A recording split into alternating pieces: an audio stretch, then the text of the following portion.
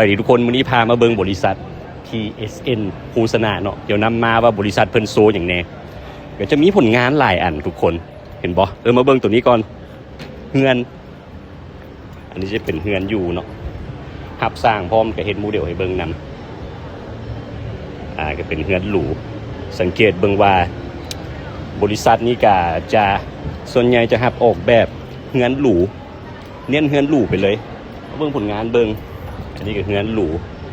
เนาะเฮือนหรูแล้วมีอพาร์ตเมนต์นำทุกคนมีอพาร์ตเมนต์ตัวนี้อันนี้ก็อพาร์ตเมนต์นี่ก็อพาร์ตเมนต์โบแมนตัวนี้เป็นเฮือนหรู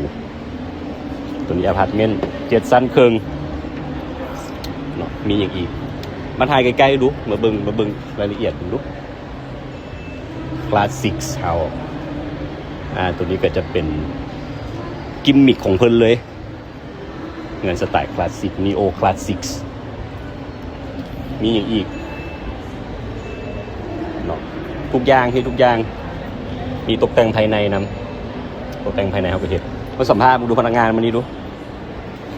เป็นจังได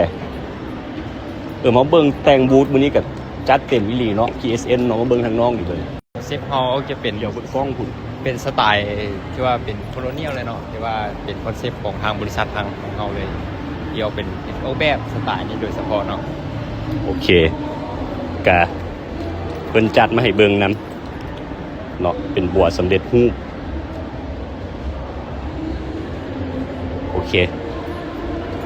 ก็อย่าลืมผู้ใดสนใจออกแบบก่อสร้างเรือนก็ติดต่อได้กับบริษัท